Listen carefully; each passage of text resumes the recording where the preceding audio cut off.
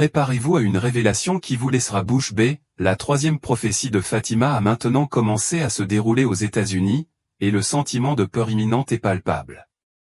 Les gens se préparent à ce qui pourrait se produire dans quelques jours seulement, avec une anxiété généralisée quant à ce qui va se passer ensuite. Les événements qui se déroulent actuellement aux États-Unis correspondent étrangement aux prophéties faites par Notre-Dame de Fatima, ce qui soulève des questions sur l'exactitude et la signification de ces prédictions longtemps cachées. Il est à la fois choquant et troublant de voir comment chaque aspect de la troisième prophétie commence à prendre forme dans notre pays, et beaucoup ne sont pas préparés aux conséquences qui pourraient en découler. La troisième prophétie de Fatima a toujours été entourée de mystères, un secret jalousement gardé par l'Église catholique pendant des décennies. Cependant, le moment est désormais venu pour que la vérité soit révélée ou le secret que Notre-Dame de Fatima a caché au monde. Pendant des années, ceux à qui cette connaissance a été confiée ont insisté sur le fait que le moment n'était pas venu de révéler le contenu complet de la prophétie. Ce n'est qu'en 2000 que le pape Jean-Paul II a pris la décision capitale de dévoiler l'enveloppe scellée contenant le secret de Fatima, mettant ainsi en lumière ce mystère longtemps gardé. Ces révélations, qui ont laissé beaucoup de gens s'interroger sur leurs implications, abordent des thèmes profondément troublants, tels que l'enfer, les horreurs des 2 guerres mondiales, les immenses luttes auxquelles les chrétiens ont été confrontés tout au long du XXe siècle et la montée potentielle d'une nouvelle vague de communisme qui pourrait se propager à travers le monde. Pourtant, malgré ces prédictions effrayantes, une question persiste, les visions de Notre-Dame de Fatima sont-elles vraiment aussi exactes qu'elles le semblent? Les événements qui se déroulent semblent suggérer qu'il pourrait y avoir beaucoup plus de vérité dans ces paroles que beaucoup ne le croyaient au départ. Pour ceux qui ont une foi profonde en Dieu et dans les enseignements de Jésus-Christ, c'est le moment de réfléchir et de rester vigilant. Si vous trouvez ces informations convaincantes et souhaitez en savoir plus sur ce sujet, assurez-vous de vous abonner à la chaîne en cliquant sur le bouton « S'abonner » sous cette vidéo, afin de rester informé des prochaines informations. Notre-Dame de Fatima, comme la Vierge Marie est connue en raison de ses apparitions à Fatima, au Portugal, a fait connaître sa présence à 3 jeunes bergers. Au cours de ces visites divines, Marie a exhorté les enfants à prier le rosaire quotidiennement dans le but de mettre un terme aux ravages de la Première Guerre mondiale. Elle est apparue à Lucia, Francisco et Jacinta pendant plusieurs mois, de mai à octobre, en 1917. Ces apparitions, qui ont été accueillies avec crainte et scepticisme, ont finalement été reconnues par l'Église et, en 1930, l'évêque de Leiria Fatima les a déclarées authentiques. La même année, l'Église catholique a officiellement reconnu la véracité des visions. Aujourd'hui, Fatima est l'une des destinations de pèlerinage les plus importantes au monde, attirant des millions de visiteurs chaque année. De nombreux pèlerins affluent à Fatima, en particulier lors des anniversaires des apparitions le 13 mai, date de la première visite, et le 13 octobre, jour du dernier miracle. Ces dates ont une signification spirituelle profonde pour ceux qui recherchent des bénédictions, la guérison et le réconfort dans leur vie. Les apparitions de la Vierge Marie aux 3 enfants de Fatima, qui remontent à 1917, restent parmi les plus emblématiques de l'histoire. Des 3, Lucia dos Santos est la plus connue, car elle a joué un rôle central dans la révélation des secrets que Marie lui avait confiés. Avec ses cousins, Francisco et Jacinta Marto, Lucia a été choisie pour recevoir ces messages divins. L'évêque local, reconnaissant la gravité des visions, a encouragé Lucia à partager les secrets, ce qu'elle a fait, révélant finalement les profonds messages que Marie lui avait confiés. Nous vous invitons à partager vos réflexions. Connaissiez-vous déjà la troisième prophétie de Fatima, et que pensez-vous de sa pertinence aujourd'hui? Alors que la nouvelle des apparitions se répandait dans le monde entier, les gens cherchaient avec impatience des signes qui confirmeraient la validité de ces événements surnaturels. Lors de la dernière apparition en octobre. En 1917, Marie offrit au monde le célèbre miracle du soleil, une démonstration dramatique de la puissance divine qui laissa une trace indélébile dans l'histoire de Fatima. Le soleil, où le soleil semblait danser dans le ciel. Cet événement fut rapporté par plusieurs journaux et vu par des dizaines de milliers de personnes. Cependant, ce ne sont pas seulement les phénomènes surnaturels qui ont retenu l'attention du public, mais aussi les secrets que Lucie prétendait avoir reçus de Notre-Dame lors d'une de ses visites, qui n'était ni la première ni la dernière. Malheureusement, Francisco et Inta Marto moururent jeunes, victimes de la pandémie de grippe espagnole. Lucia dos Santos, quant à elle, vécut jusqu'à 97 ans, devint carmélite et mourut en 2005, 23 ans après les apparitions. L'évêque de Fatima demanda à Lucie de noter les secrets qui lui avaient été confiés. Elle écrivit rapidement les 2 premiers mais hésita à révéler le 3e secret.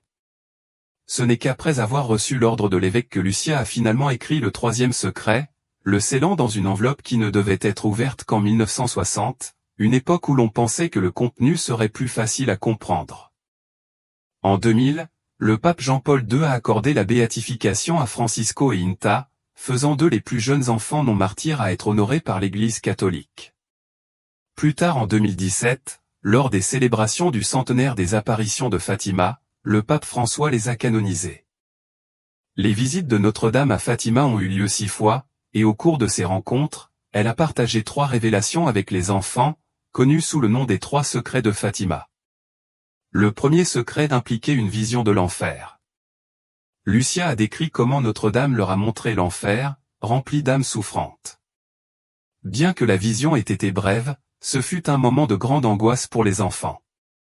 Cette expérience a approfondi leur foi dans la promesse de Marie de guider les fidèles vers le Christ afin de sauver les âmes d'un destin aussi terrible.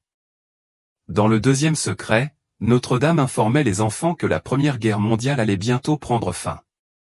Cependant, elle avertit qu'une nouvelle guerre mondiale éclaterait pendant le pontificat de Pie XI, qui dirigea l'Église de 1922 à 1939.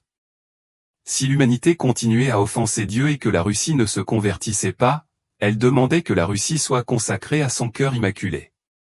De manière impressionnante, en 1939, exactement comme prévu, la Seconde Guerre mondiale commença. Le 3e secret est considéré comme le plus mystérieux et le plus controversé des 3. Sœur Lucie hésita d'abord à le révéler, mais à la demande de l'évêque de Laria, elle le mit par écrit. Ce document resta scellé jusqu'en 2000, année où il fut finalement révélé au public. Le 3e secret de Fatima fut révélé au monde en 2000, coïncidant avec la béatification de Francisco et Inta Marto. Lucie a documenté cette 3e partie du secret qui lui a été confiée à Cova da Iria à Fatima le 13 juillet 1917. Elle l'a fait selon l'ordre divin.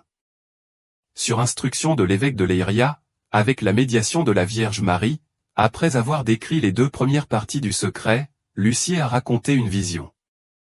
À gauche de Notre-Dame et légèrement au-dessus, un ange tenait une épée flamboyante dans sa main gauche. Les flammes de l'épée, qui semblaient capables de détruire le monde, s'éteignirent au contact de la lumière rayonnante émanant de la main droite de Notre-Dame. L'ange, la main droite pointée vers la terre, criait à plusieurs reprises « Pénitence, pénitence, pénitence ». Après cela, les enfants furent enveloppés d'une immense lumière qu'ils identifièrent à Dieu. Ils virent une scène ressemblant au reflet de passants dans un miroir. Ils virent un évêque vêtu de blanc, qu'ils croyaient être le pape, marchant avec d'autres évêques, prêtres et religieux sur une montagne escarpée, au sommet de laquelle se dressait une grande croix faite de rondins de bois brut, comme ceux d'un arbre avec de l'écorce. Avant d'atteindre le sommet, le pape traversa une ville partiellement en ruine, priant lentement et avec une grande tristesse pour les âmes des morts qu'il rencontrait sur son chemin. Arrivé au sommet de la montagne, il s'agenouilla au pied de la grande croix, où il fut tué par un groupe de soldats qui lui tirèrent des balles et des flèches. De la même manière, divers évêques, prêtres, religieux et personnes de différentes classes sociales furent également tués sous la croix. 2 anges munis d'aspersoirs en cristal recueillaient le sang des martyrs et l'aspergeaient sur les âmes qui montaient vers Dieu. Ce secret, une fois révélé, a souvent été associé à la tentative d'assassinat du pape Jean-Paul II le 13 mai 1981. Cependant, la vision diffère de l'événement réel, car dans le secret, l'évêque vêtu de blanc est tué, alors que le pape a survécu. Cela a conduit certains à spéculer que la vision pourrait faire référence à un événement qui n'a pas encore eu lieu. D'un autre côté, lorsque le texte du 3e secret a été rendu public, le cardinal Ratzinger, qui deviendrait plus tard le pape Benoît XVI, a fourni une interprétation détaillée de son contenu. Il a noté qu'au milieu de tant de spéculations, certains pourraient trouver le secret moins impressionnant ou même surprenant. Ratzinger a expliqué que le secret ne dévoile aucun mystère extraordinaire ni ne prédit l'avenir en détail. Il a souligné que le but de la vision n'est pas de prédire un avenir immuable mais plutôt d'avertir les gens de l'importance de changer le cours des événements et d'éviter les interprétations fatalistes. Selon lui, la vision suggère que nous ne sommes pas liés à un destin fixe. Au contraire, elle met en évidence les risques auxquels nous sommes confrontés et comment nous pouvons les éviter. Maintenant, plongeons plus profondément dans les apparitions de Notre-Dame de Fatima aux enfants, préparant le terrain pour la 6e et dernière apparition où les secrets furent enfin révélés. Lors de la première apparition de Notre-Dame à Fatima, le 13 mai 1917, Marie a demandé aux 3 enfants de revenir le même jour chaque mois pendant 6 mois consécutifs. Elle les a avertis qu'ils seraient confrontés à de nombreuses difficultés, mais a promis qu'ils finiraient par atteindre le ciel. Elle leur a également demandé de prier le rosaire tous les jours pour aider à apporter la paix au monde. Lors de la 2e apparition, le 13 juin 1917, Marie leur a demandé d'ajouter la prière de Fatima à la fin de chaque dizaine du rosaire. Les enfants ont exprimé leur désir d'aller au ciel, et Marie les a informés qu'elle prendrait bientôt Jacinta et Francisco, tandis que Lucia resterait sur terre plus longtemps. Lors de la 3e apparition, le 13 juillet 1917, Marie donna aux enfants une vision terrifiante de l'enfer et annonça que Dieu désirait une dévotion intense au cœur immaculé de Marie pour sauver les âmes de ce terrible sort. À cette même occasion, elle prophétisa l'apparition de la Seconde Guerre mondiale et la persécution des chrétiens en Russie, avertissant que sans prière et sans la consécration de la Russie à son cœur immaculé, le pays répandrait ses erreurs dans le monde entier, provoquant des guerres et des persécutions contre l'Église. Lors de la 4e apparition, le 19 août 1917, l'administrateur local arrêta les enfants pour les empêcher de rencontrer Marie. Cependant, 6 jours après l'incident, Marie leur apparut dans un champ, les exhortant à prier avec ferveur et à faire des sacrifices pour les pécheurs. Elle leur expliqua que de nombreuses âmes étaient condamnées à l'enfer parce qu'il n'y avait personne pour intercéder pour elles. Lors de la 5e apparition, le 13 septembre 1917, une grande foule assista au phénomène des pétales de roses blanches tombant du ciel, qui disparurent avant de toucher le sol. Lucie en profita pour demander à Notre-Dame de guérir les malades. Marie répondit que certains seraient guéris, mais d'autres non, car le Seigneur ne faisait pas confiance à tous. La 6e et mémorable apparition de Notre-Dame de Fatima eut lieu le 13 octobre 1917. Ce jour-là, entre 70 000 et 100 000 personnes furent témoins du célèbre miracle du soleil, visible jusqu'à environ 16 km de distance. Même les journalistes sceptiques présents pour couvrir l'événement ont rapporté avoir été témoins de phénomènes inexplicables. Marie s'est identifiée comme la Dame du Rosaire et a exhorté les gens à changer de vie, à demander pardon pour leurs péchés et à cesser d'offenser Dieu, soulignant qu'il était déjà profondément offensé. Les 3 enfants, Lucia, Francisco et Jacinta, ont été choisis pour cette rencontre extraordinaire avec Notre-Dame. Bien qu'il y ait eu beaucoup d'adultes à ce moment-là, Marie a choisi de se révéler à 3 jeunes bergers. Ce n'était pas une coïncidence. La vie de Lucia, Francisco et Jacinta illustre un exemple tangible de la grâce et de la miséricorde divine dans la vie de ses enfants.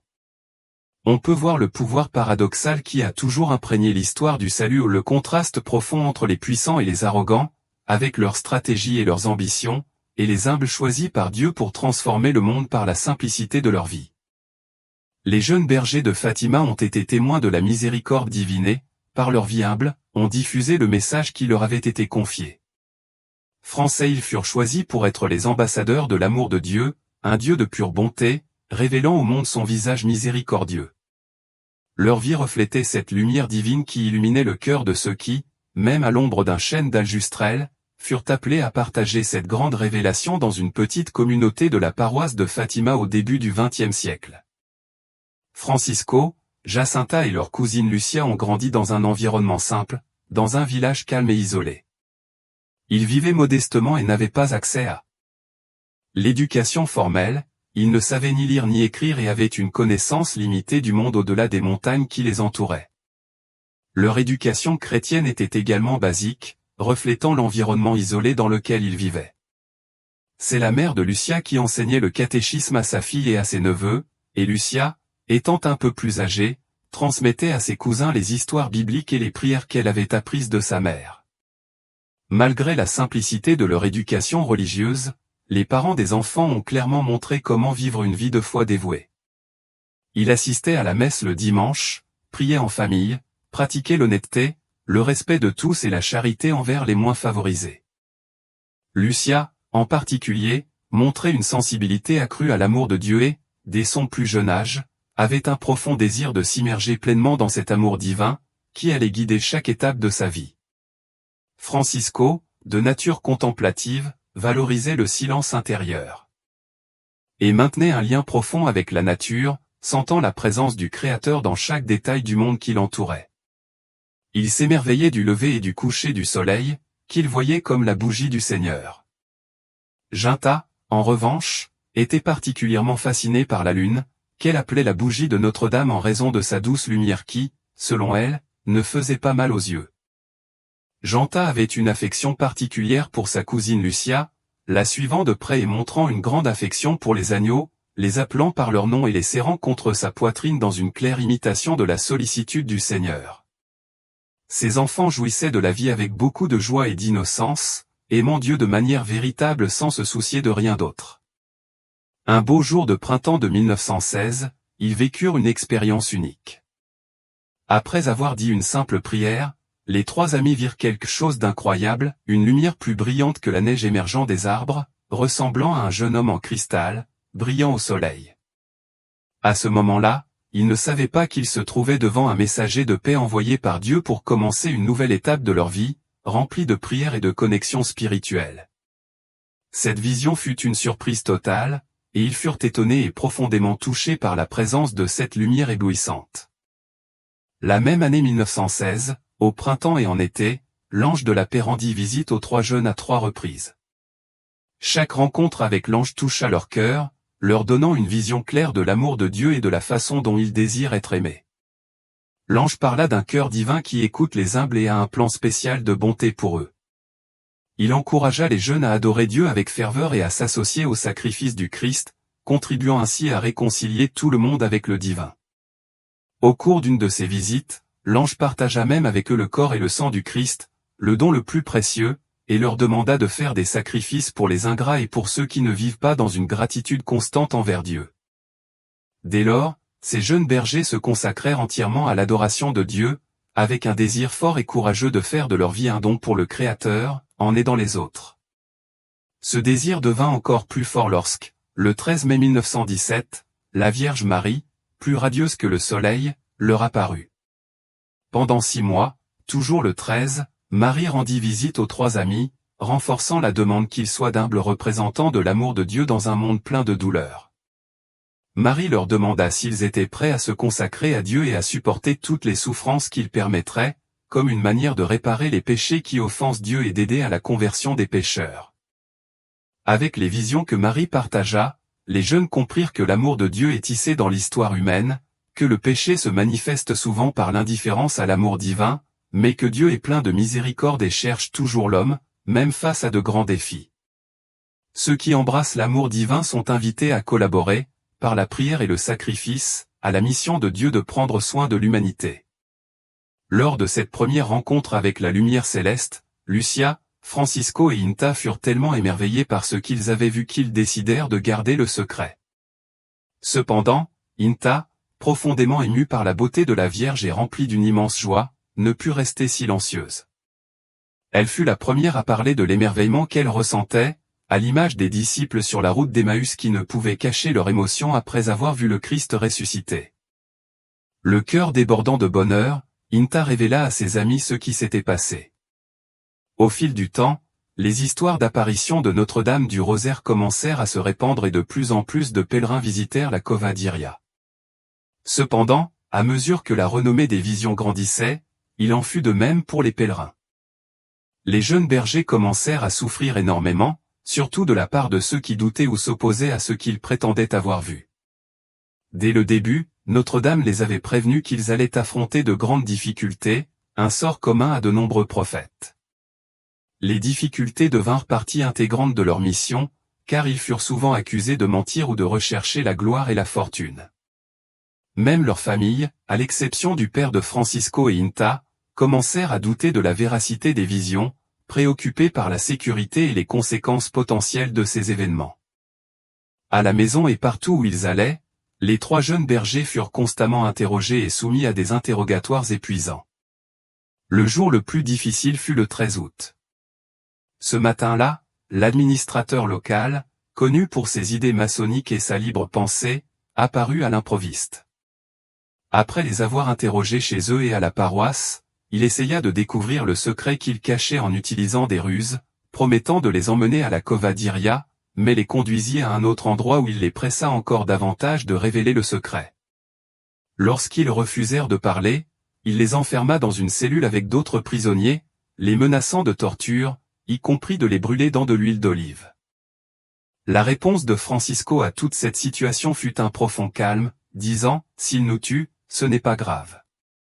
Nous irons au paradis. » La vie des jeunes bergers était entièrement façonnée par leur foi. L'engagement qu'ils prenaient devant Notre-Dame était constamment renouvelé par le désir sincère de Lucia, Francisco et Inta d'approfondir leur amour pour Dieu. Pour eux, être en présence de Dieu était comme être dans un lieu sacré, tout comme Moïse ôta ses sandales devant le buisson ardent. Leur relation avec Dieu devint un acte continu d'adoration, une lumière intérieure qui brûlait sans s'éteindre. Ce mystère était ce qui les renforçait. Ce buisson ardent dans leur cœur les éveillait, comme Moïse, à la mission d'aider ceux qui sont pris au piège du péché et de l'ingratitude envers les autres. Ils reflétaient la lumière de Dieu et, auprès de Dieu, ils étaient des intercesseurs pour l'humanité. Leur vie devenait une offrande continue dans chaque petit geste, par amour pour Dieu et pour les pécheurs.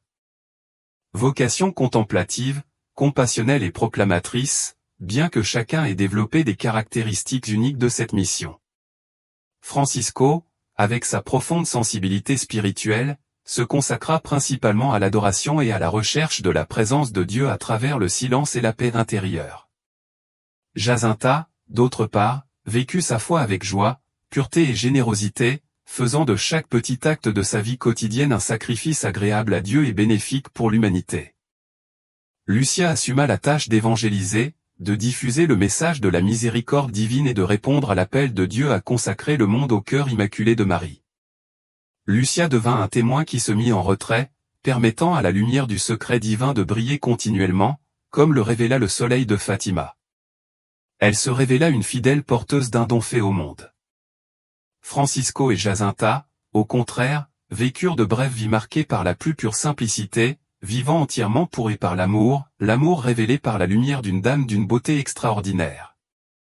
À la fin de 1918, tous deux furent frappés par une épidémie de pneumonie.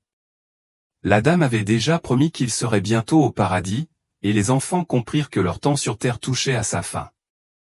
Qui aurait cru que des vies aussi brèves et simples pourraient démontrer un amour aussi intense et profond?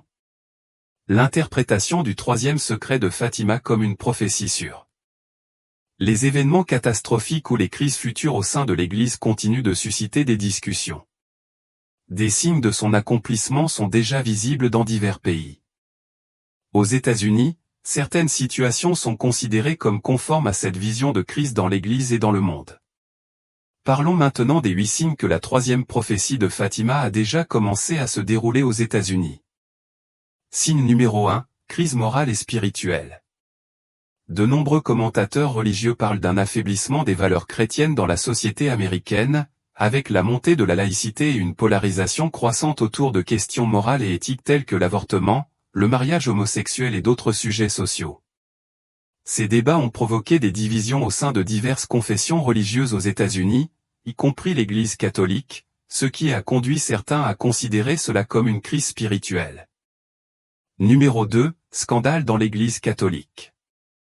L'Église catholique aux États-Unis a été confrontée à des scandales répétés liés aux abus sexuels, de nombreux cas ayant été révélés au cours des dernières décennies. Cela a ébranlé la confiance de nombreux croyants et a créé une crise de leadership et de foi au sein de l'Église, ce qui pourrait être considéré comme faisant partie de la crise au sein de l'Église mentionnée dans certaines interprétations du troisième secret de Fatima. Signe numéro 3, tensions géopolitiques et économiques.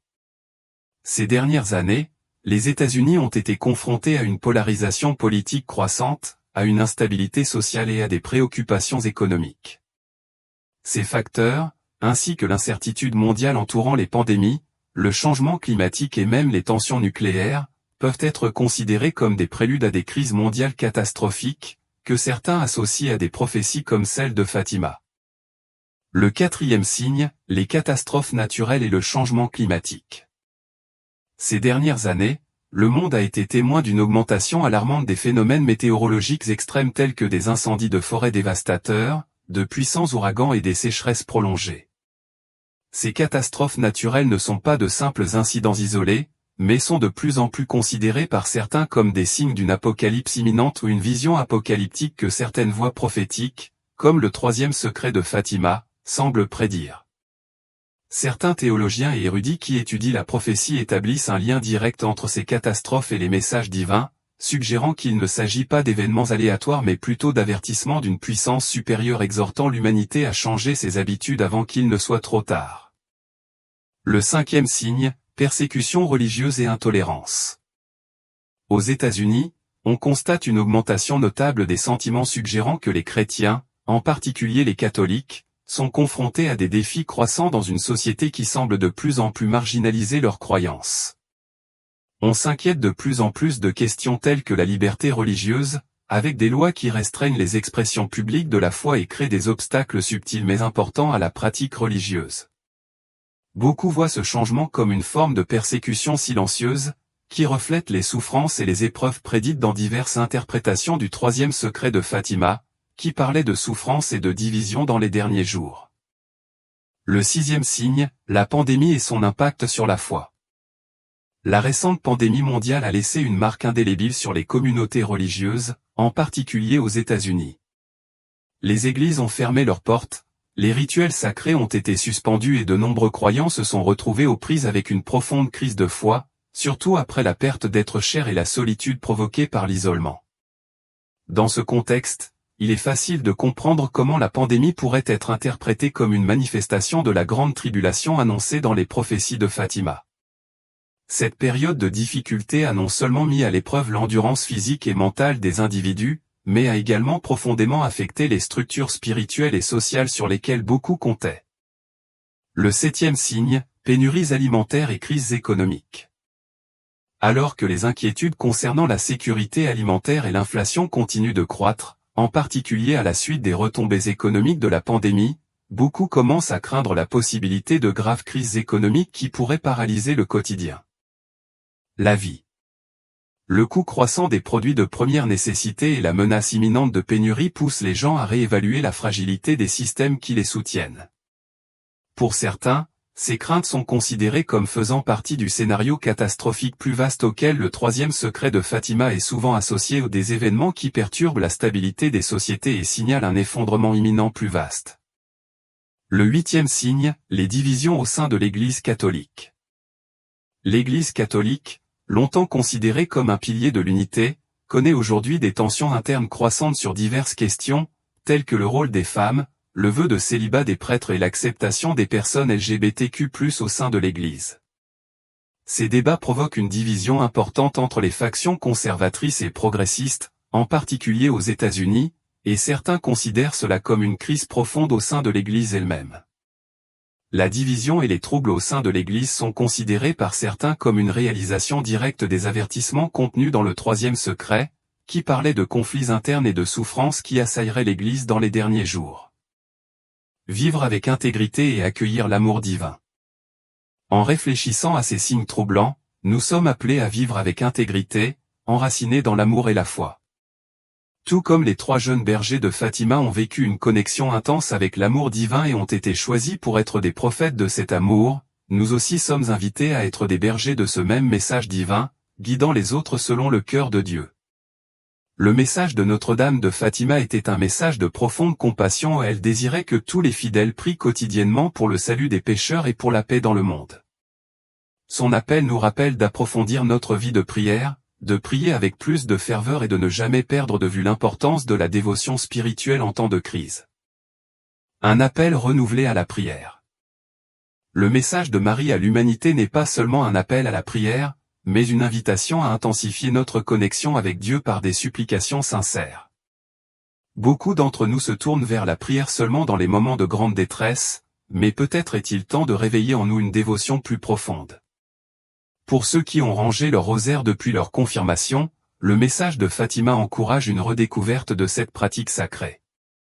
Pour ceux qui sont déjà dévoués au rosaire, il nous invite à renouveler et à approfondir cet engagement, en nous concentrant plus intensément pendant nos prières, en ajoutant de nouvelles pratiques de dévotion ou en consacrant plus de temps à la communication avec le Seigneur et avec Notre-Dame. Se souvenir du message d'espoir. Malgré le poids de ces prophéties, il est essentiel de se rappeler que le message de Fatima n'est pas une écriture sacrée, mais un appel à l'action et à la réflexion. Ayez confiance dans le plan de Dieu et persistez à faire le bien, quels que soient les défis qui se présentent. Si ce message résonne en vous et que vous souhaitez explorer davantage de contenu comme celui-ci, n'hésitez pas à vous abonner à la chaîne. Cliquez sur la prochaine vidéo qui apparaît sur votre écran pour découvrir plus de secrets sur ce que l'avenir pourrait vous réserver.